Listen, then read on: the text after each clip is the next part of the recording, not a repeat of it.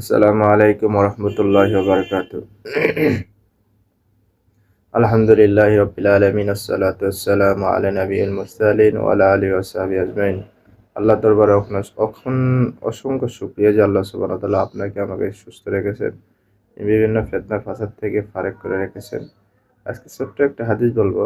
হযরতে আনাস রাদিয়াল্লাহু তাআলা হতে বর্ণিত, তিনি বলেন মেরাজের ঘটনা, যে সামনে আমাদের মেরাজের মাস আসতেছে, যেই মেরাজে আল্লাহ রাসূল সাল্লাল্লাহু আলাইহি সাল্লাম তিনি ঊর্ধ্ব আকাশে গমন করেছিলেন এবং আল্লাহ রাব্বুল আলামিন নির্দেশক দেখছিলেন এবং আল্লাহ সুবহানাহু ওয়া তাআলা হযরত জিবরাইল আলাইহিস সালামের মাধ্যমে আমার রাসূলকে তার আল্লাহ রাব্বুল আলামিন নির্দেশক দেখানোর জন্য মেরাজ করিয়েছিলেন এবং হযরত জিবরাইল আলাইহিস সালামের সাথে আল্লাহ রাসূল সাল্লাল্লাহু আলাইহি সাল্লাম সিদরাতুল মুনতাহায় যখন গেলেন, আল্লাহ রাসূল সাল্লাল্লাহু আলাইহি সাল্লাম দেখলেন যে যে গাছের ভিতরে অসংখ্য বড় বড় বিশাল আকার ডেকসির মতো ফল এবং হাতির কানের ন্যায় পাতা।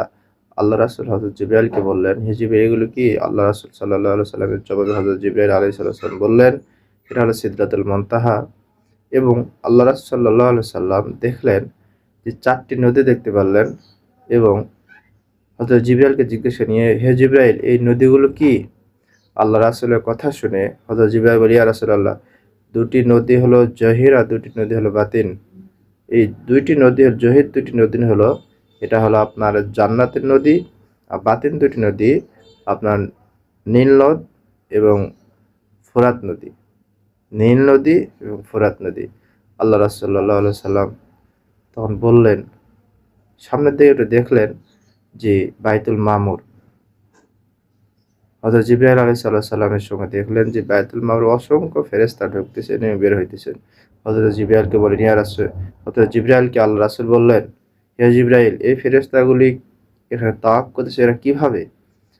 আল্লাহ রাসূলের প্রশ্ন শুনে হযরত জিবরাইল বলেন, ইয়া রাসূলুল্লাহ, এই ফেরেশতাগুলি এই বাইতুল মামুরে ঢুকতেছে, সেখানে ৭০,০০০ ফেরেশতা ঢোকে, তাওয়াফ করে বের হয়। কিয়ামতের আগ পর্যন্ত এই ফেরেশতাগুলো এই ঘরে আর তাওয়াফ করার সুযোগ পাবে না। সুবহানাল্লাহ। আল্লাহ রাব্বুল আলামিন কত অসংখ্য সৈন্য হিসাব করছেন। এই সৈন্যগুলো দিয়ে যে মানুষকে সহায়তা করার জন্য আল্লাহ রাব্বুল আলামিন দুনিয়াতে ফেরেশতা পাঠাতেন, একটা মানুষ গোমরা হতেন না, পিটিয়ে সোজা করতেন। এত দল, এত নির্বিচার থাকতো না, এত ভৌতাবাদী থাকতো না। কিন্তু নবীদের দিন শেষ হয়ে গেছে। নবীরা যখন দুনিয়াতে এসে গেছিলেন, তারপর যখন নবীরা আর দুনিয়াতে আসে নাই এবং যতগুলো নবী দুনিয়াতে এসেছিলেন, সমস্ত নবীর কাছে ফেরেশতারা আসছিলেন।